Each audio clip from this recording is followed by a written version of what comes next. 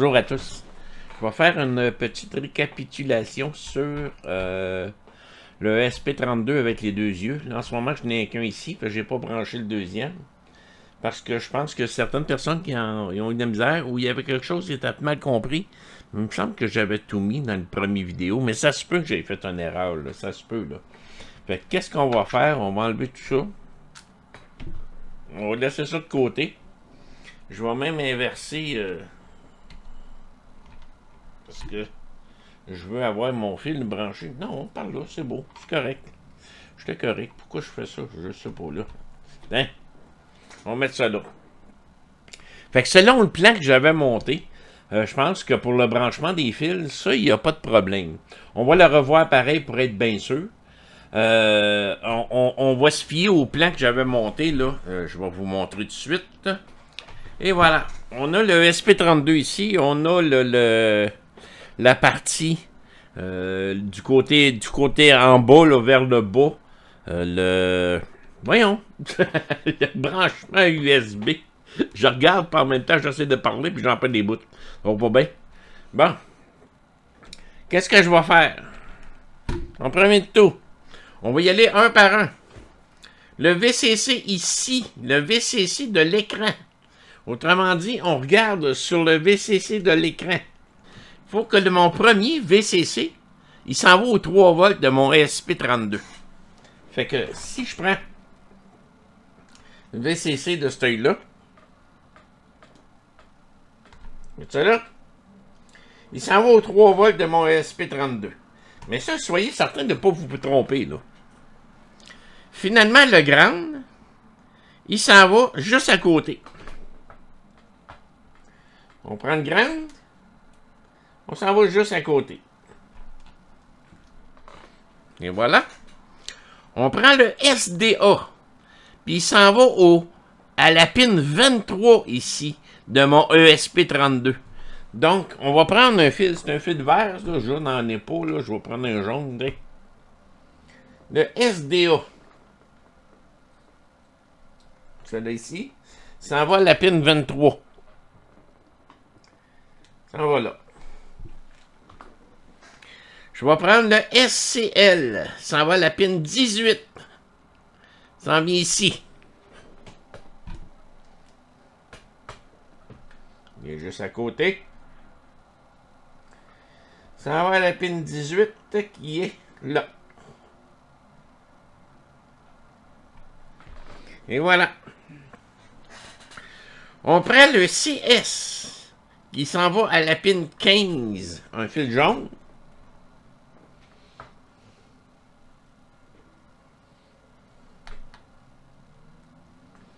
Ça va à la pin 15. Dans le fond, juste à côté du ground.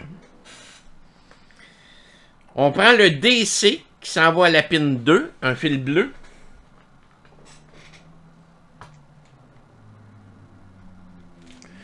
Ça va à la pin 2.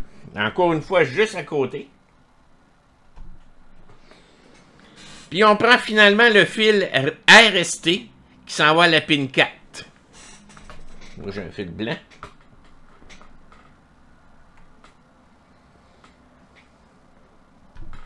Ça en vient ici. Donc, tout est branché ici. Étant donné que là, moi, j'ai déjà mon code dedans, si jamais je viens de brancher, ça fonctionne. Donc, je sais que je suis parfaitement branché ici dans mon cas, là. Mais avant de faire le deuxième œil, on le fait-tu de même? Non, on va le faire de la même façon que je l'avais fait. Pour le deuxième œil, les mêmes pins vont aux mêmes places, sauf la pin CS, le chip select, le CS. Le CS doit aller à la pin numéro 14 de l'autre côté. C'est la seule différence. Donc, tantôt, je vais prendre plusieurs fils, je vais les ramener là, puis je vais aller me brancher sur la pin CS de l'autre côté. Mais là, le principal, j'ai un œil qui fonctionne. Fait qu'avant d'aller plus loin, on va aller directement dans notre Arduino, puis on va aller faire la programmation pour ça. On va aller voir pour que ça fonctionne. allons-y. Avant d'aller plus loin, je vais remettre comme à 0. Je vais y planter un programme dans mon ESP32, là, comme s'il n'y avait plus rien. Là. Je vais aller dans Screen Capture, ici. Ça, c'est le programme que j'ai déjà fait, mais c'est pas ça que je veux. New Sketch.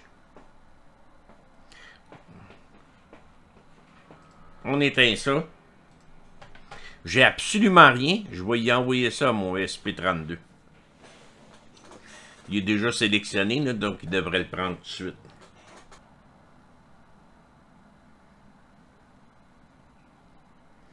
Hop, t'en là qu'il n'est pas branché comme il faut. Bon.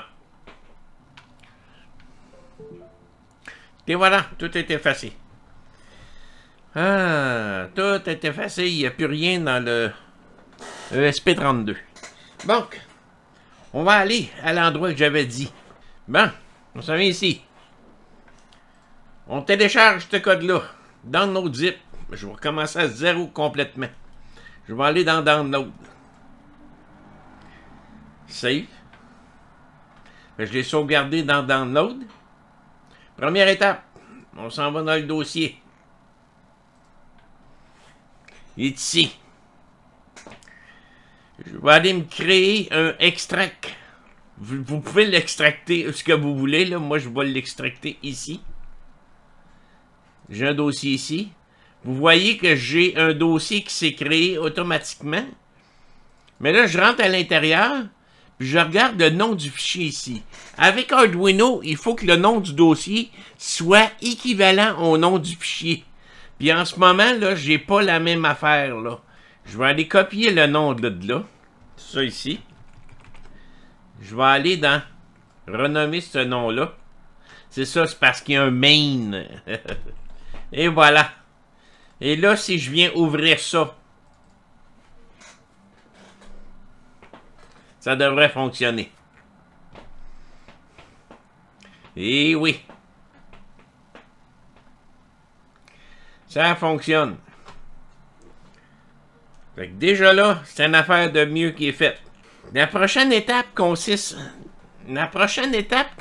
à s'assurer que la librairie TFT ESPI est installée dans votre Arduino ici. Donc, vous pouvez aller dans les librairies ici de côté. Vous faites TFT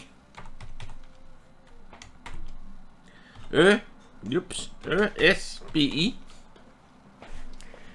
Moi, en ce moment, il est déjà installé. C'est par Budmer ici. C'est celui-là que vous devez installer. Faites attention, il peut y avoir d'autres affaires qui portent le même nom, là.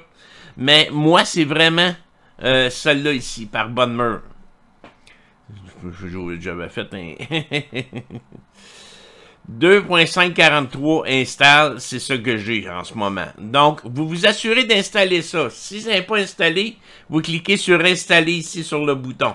Puis il va s'installer automatiquement.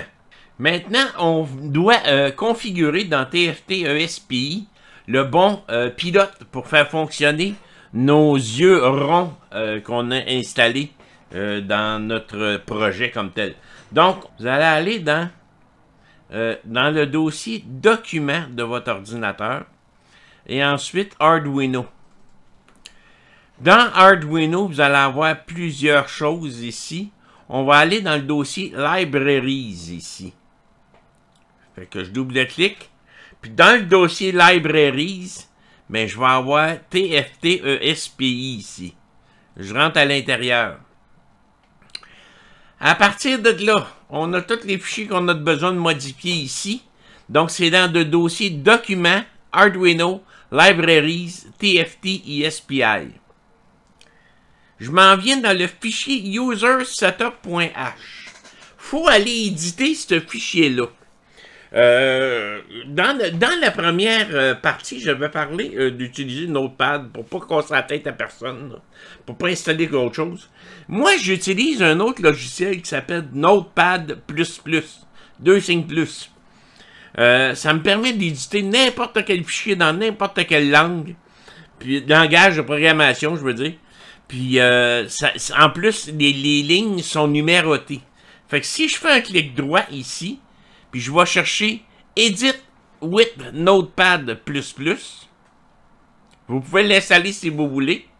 vous allez avoir le fichier ici, entier. Donc, le fichier User Setup est ouvert. Là, j'ai plein d'autres affaires d'ouvert en même temps, là, parce qu'il conserve toujours les dernières choses. Close all but this. Et voilà. Bon. Là, on est dans le fichier User Setup ici. Faut aller spécifier lequel driver qu'on utilise. Par défaut. Moi, il était déjà ajusté parce que je l'avais déjà fait. Vous allez avoir le premier ici à la ligne 45. Define ILI 9341 driver. C'est pas ça qu'on a besoin d'utiliser, nous autres. Fait que qu'est-ce qu'on va faire? On va y faire un comment. 2/. Comme ça, il est verrouillé. Il est plus utilisé. Je descends en bas au dernier. Define GC9A01 driver. Puis je vais enlever les 2/. Et là, je vais avoir le bon pilote qui va être utilisé pour les bons écrans pour mes yeux ici. On va le sauvegarder, là. User Setup. Je le ferme. Je fais Yes pour le sauvegarder. Et là, je vais aller ouvrir dans le même dossier le dernier fichier qui est User Setup Select. Puis on va y dire right-click. Moi, je vais aller avec Notepad++. Et dans la liste de tous les pilotes qui sont là, en ce moment, moi, il est déjà activé parce que je l'ai fait déjà. Mais je vais y remettre. Dans toute la liste qu'on a ici, vous retrouvez le Setup 46 GC9A01 ESP32. C'est celui qu'on a de besoin, ça. En 240 par 240, il est inscrit ici. Setup File for ESP32 and GC9A01 SPI Bus TFT. On vient faire un on-comment sur la ligne là. C'est la ligne 80 dans mon Notepad++. Vous ne l'avez pas si vous utilisez Notepad. Mais si vous utilisez toute autre sorte de programme qui permettent d'éditer ces fichiers-là, il n'y a pas de problème. Puis je viens sauvegarder ça. Je ferme ça. On retourne à notre programmation. Bon, ben, on est prêt à envoyer ça. Ça, je vais fermer ça pour l'instant. Je n'ai plus besoin de voir ça. On est prêt à envoyer ça à notre ESP32. Assurez-vous d'avoir choisi la bonne carte. Moi, c'est inconnu ici comme carte. C'est parce que je l'ai ouvert. ESP32. On va aller chercher DevKit, DevModule. Comme 4. OK. Et là, je suis prêt à aller amener ça directement dans mon ESP32. Fait que si j'envoie ça là, on va le laisser compiler. Ça peut prendre un certain temps, là. C'est un bon gros programme, ça là.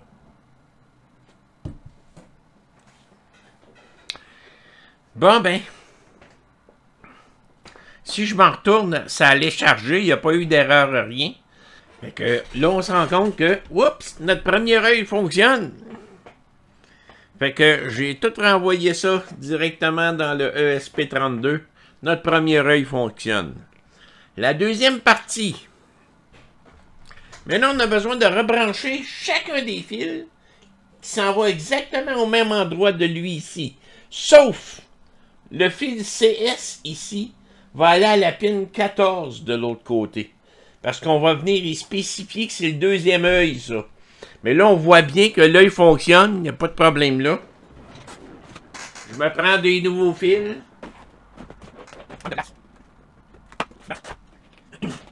Prends un fil. Le plus que j'ai là, je pourrais même... Non, je vais me pogner ici. Là. Il s'en vient ici. Le moins. Oui, il là. Il s'en vient ici. L'autre, c'était quoi la couleur? C'était orange. Troisième. Lui, il va aller à pin 14. Puis finalement, le dernier. Et voilà. Ça, c'est branché. si tout est beau, puis même que... Regardez, là, je vais juste replacer mes fils, parce que j'aime pas ça dans ma main, j'ai monté ça. Et voilà, tous nos fils sont branchés. Tout est fait exactement comme ça devrait être.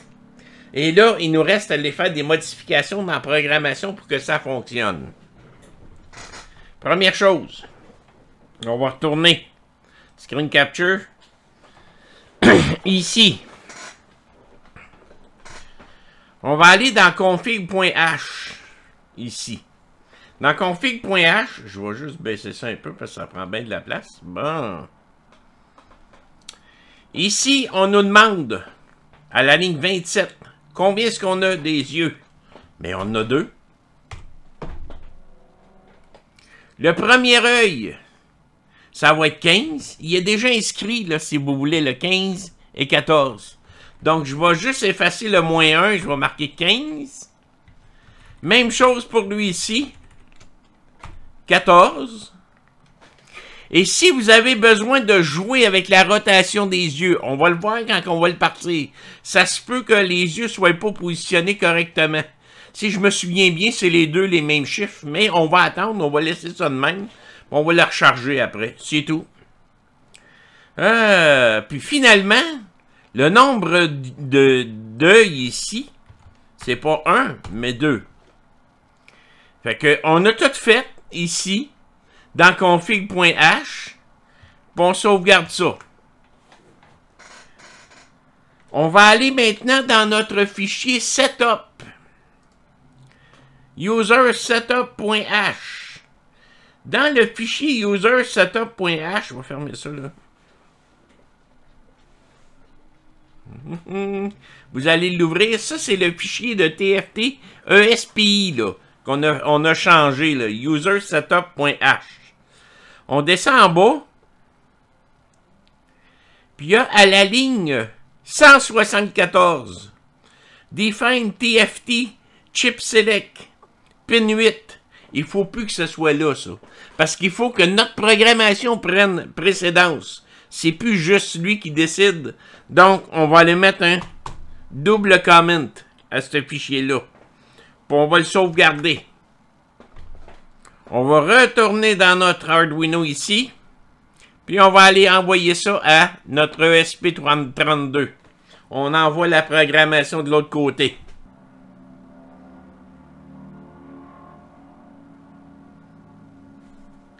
La programmation est chargée. On s'en vient sur le dessus. Et on se rend compte que nos deux yeux sont là. Il y en a un qui n'est pas à sa place. Il y en a un qui est en bas. Le deuxième, il est en bas. Fait que tout ce qu'on a à faire, c'est de retourner dans la programmation de config.h. La rotation que je vous ai dit tantôt, le TFT1, TFT2. On va mettre le 2 à 2 ici. On va renvoyer la programmation de l'autre côté. Je retourne, la programmation est chargée. Je retourne dans mon TopCam. Ben, je suis déjà là, excusez, j'ai même pas sorti. Mais regardez, mes deux yeux sont positionnés correctement. Fait qu'enfin, on a nos yeux qui fonctionnent. Il nous reste plus juste, si vous êtes monté dans un board soudé, vous mettez ça dans le comme moi j'ai mis là, dans mon petit tête de mort en arrière. Là, les deux que je viens de monter là vont aller dans mon ma grosse citrouille. Fait que c'est pas plus long que ça. Ça fonctionne comme ça. Fait que j'espère que ce coup-là, vous allez être en mesure de le faire fonctionner. Merci.